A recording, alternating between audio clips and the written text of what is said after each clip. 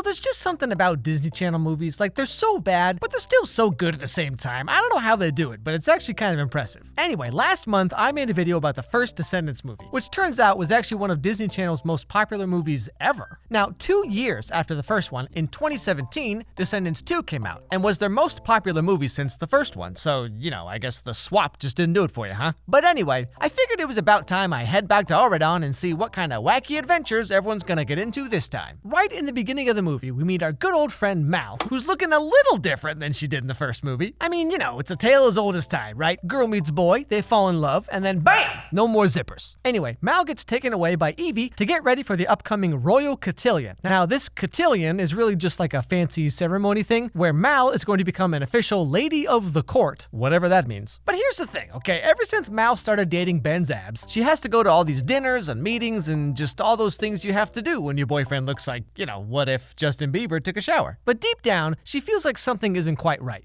You don't ever miss running wild and just breaking all the rules? Like stealing and lying and fighting? Yeah. No. What? Why would we? No, I totally get where Mal's coming from. I mean, I wish I could go back to a time when life was exciting and I was just so happy every day because I didn't know what calories were yet. So I'm with you, Mal. But also, it's not like Ben's making things any easier. I have a little surprise for you. Again? Wow, that's like every day now. Or every other day. The even days. Because you're even more perfect than I thought.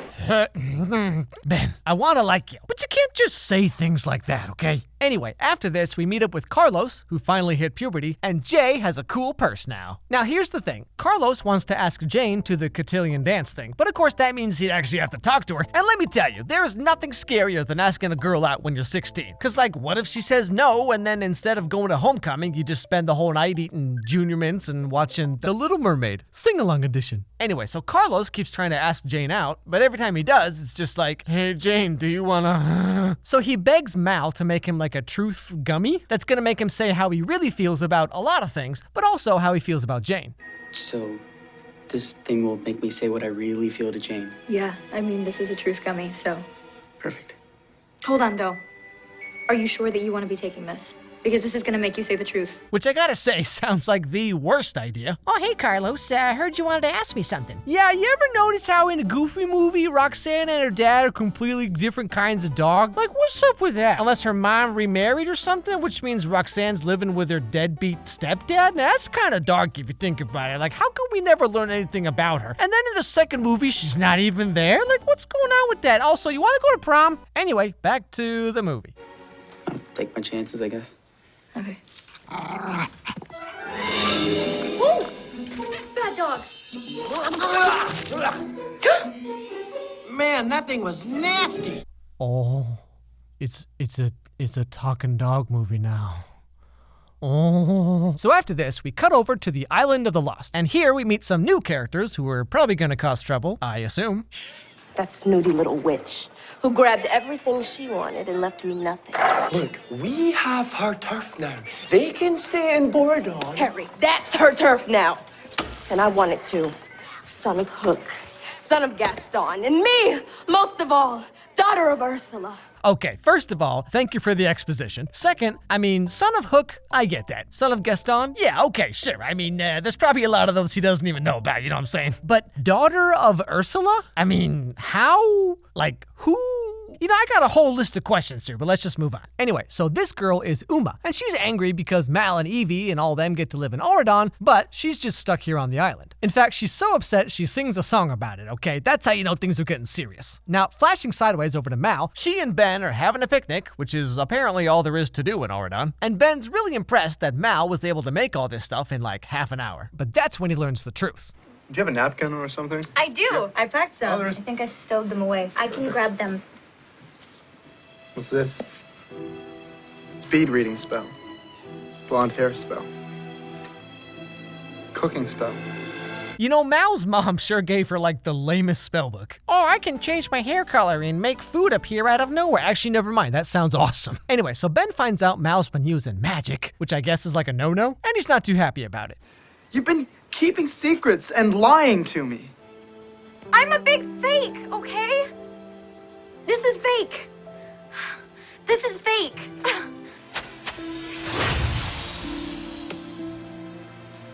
This is who I really am. You're a peanut butter sandwich? I think this is one of those metaphors that sounds way better in your head, you know what I mean? Now, Mal's upset because she just can't seem to fit in with Auradon and she has to keep pretending to be all perfect all the time. So, she decides to pack her things and head back to the island of the everyone has leather pants. Now, when Ben hears about Mal, he tries to come up with a plan to go to the island and win back the girl of his dreams. This is my fault. This is my fault. I blew it. I have to go there and apologize. I have to go there and beg her to come back. And you'll never find her. You need to know the isle and how it works, and you have to take me with you. Yes. And we'll bring the boys too, because they're safety numbers and none of us is really too popular over there right now. And of course, this means Evie gets to play dress up and gives Ben all these cool zippers. And then they teach him how to walk like this for some reason. And finally, it's time to go get Mal. So they make their way over to her secret clubhouse, and Ben goes to apologize.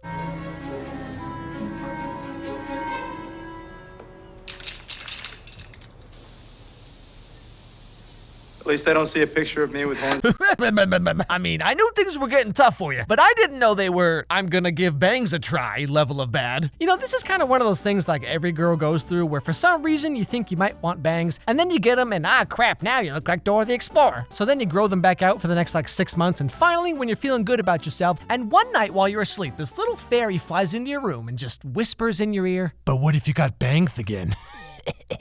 Anyway, the scene continues. Mal, I'm so sorry about our fight. Please come home. I'm such a terrible influence. Don't quit us, Mal.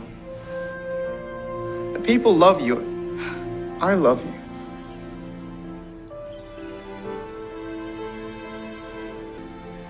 Now, naturally, Ben's having some sad feelings and goes off on his own. But that's when he gets kidnapped by this guy, Harry, son of Hook, and taken to Uma's place. So now Mal has to go save the guy that she just rejected 5 seconds ago. I'm back. Loser, party of one. Right this way, please. Anyway, so Mal and Uma decide to settle things the way all teenage girls do, with an arm wrestling match. If you win, Ben is free to go. On 3, 1, 2, 3. If I win, you bring me the wand. Okay, wait a second here. The MacGuffin for this movie is the wand again? We're doing this again? So long story short, their big plan is to make a 3D printed version of the fairy godmother's wand, because in case you hadn't heard, Carlos has a 3D printer now, so, isn't that something? Anyway, they print out the fake wand, and then that girl from the first movie, the one who ripped her skirt so she could be cool or whatever, which does not work as well as I was led to believe, but that's not important right now. Yeah, so she finds out what they're doing and tags along with them back to the island. Oh, Lonnie. I made them bring me. Oh, I'm so glad. And dude, I told you to stay. I flunked obedience class. See, he's a dog, and he flunked. Anyway, so then it's finally time to save Ben from Uma and Harry and all of this eyeliner. So they all head over to Uma's pirate ship, and Mal shows her the wand. But then Uma's like, "How do I know it's the real wand?" And then Mal pretends to cast a spell on the dog because, the dog can already talk, unfortunately for us. Does this vest make me look fat? Then they trade the wand for Ben, but Uma realizes the wand is fake because it doesn't actually do anything. But as I recall, the whole point of the island is that magic doesn't work there. This is my hood. No magic, no Wi-Fi, no way out. Which is the whole reason why Maleficent gave Mal the spell book to take with her in the first place? Yes, it doesn't work here, but it will in Auradon. So even if they had actually brought the real wand, wouldn't it just do nothing anyway? So what's even the point of any of this? Psh, can you believe this kids movie? But anyway, then there's this big swashbuckling battle with Mal and her friends versus the pirates.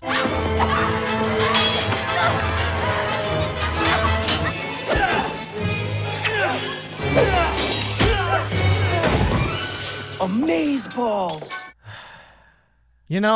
Every time the dog talks in this movie is just it's like what I imagine menstrual cramps feel like. Anyway, so this fight goes on for much longer than it needs to, but eventually they all escape through a giant sewer pipe and back to the magic limo. But in all the hullabaloo, Mal drops her magic spellbook. Once Ben is safe and they're all back in Auradon, our 4 main characters sit down and have a little show and tell, but, with feelings. Everybody wants me to be this lady of the court, and I have no idea how to keep up the act. We're never gonna be like anybody else here. That's okay. And we can't fake it. Yeah, I mean, especially without my spell book. Mal, if Ben doesn't love the real you, then he's not the one. Of course it's important to be yourself and show the real you and all that stuff, but it's a gamble either way, to be honest. I mean, you pretend to be a normal human being, and of course that facade never lasts long, but then with the next person, you're very upfront about, how you would rank every Tim Allen movie, and they don't call you back either. So just, I don't know, do whatever you want. Anyway, so that night is the Cotillion, and Carlos is running out of time to ask Jane out. So he musters up all his courage and pops the question. Would you be my date for Cotillion? And if you don't absolutely hate me by the end of it, would you consider maybe being more than friends? Anyway, so then it's finally time for the main event, which, just FYI, is being held on a cruise ship in the middle of the ocean. Mal comes out looking all fancy, and then Ben comes out looking like this for some reason. But then, out of nowhere, guess who else shows up?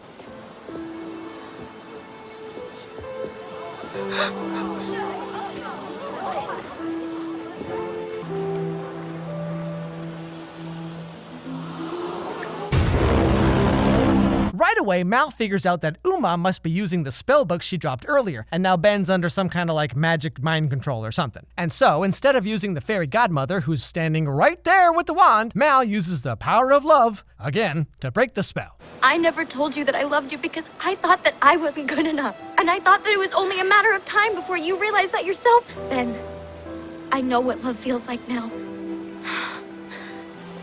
Ben, I've always loved you.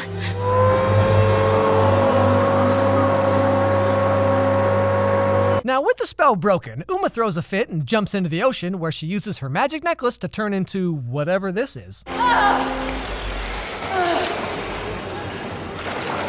love's kiss won't defeat this.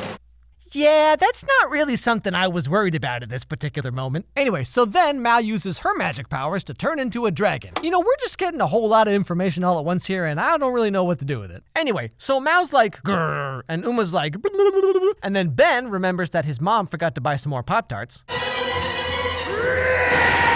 And he too jumps in the ocean to tell them not to fight because, guys, friendship is cool. Nobody wins this way. We have to listen and respect each other.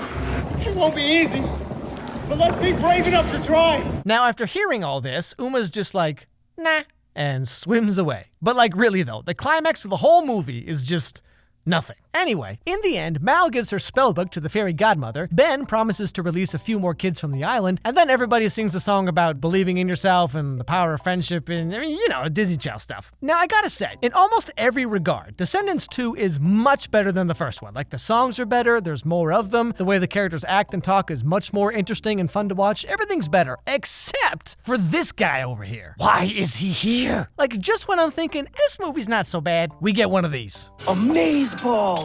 And my whole week is ruined. Anyway, Descendants 3 comes out August 2nd on Disney Channel. So maybe you should expect a little something from me, maybe sort of kind of coming out around that same time. You know what I mean?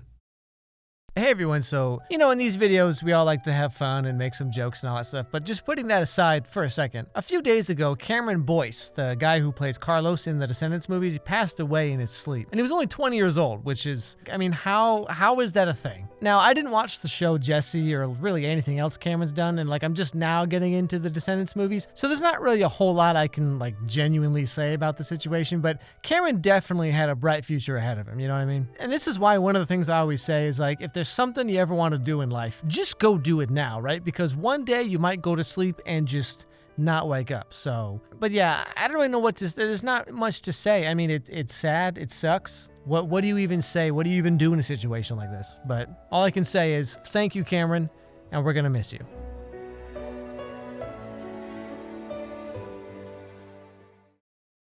You know, usually when you have movies that have sequels and stuff, it's like the first one comes out and it's like really good or kind of good or whatever. And then the sequel comes out and it's like kind of worse. And then the third one comes out and then you're just like, why are they still doing this? Like, but with Disney, it's kind of like the opposite. Like with High School Musical, right? The first movie is this kind of cheesy, quaint musical type of thing, right? And then the sequel comes out and like High School Musical 2 is so much better than the first one. It's kind of ridiculous, actually. It's like, wow, this is way better. And then the third one is like actually genuinely good. Or like something like Camp Rock. Camp Rock 1 is barely understandable, to be honest. And then Camp Rock 2, much better, you know? And with Descendants now, it's basically the same thing where it's like, you know, the first one is, I mean, it's not bad, but it's kind of like, And then the second one is like better in almost every way, which is why when they introduced the dog character, like that dog ruined an otherwise pretty decent movie. It's the same with like the Kim Possible movie I did a couple months ago, where it's like there are so many moments in that movie where it's almost great, and then just the whole like it's a Disney movie thing kicks in,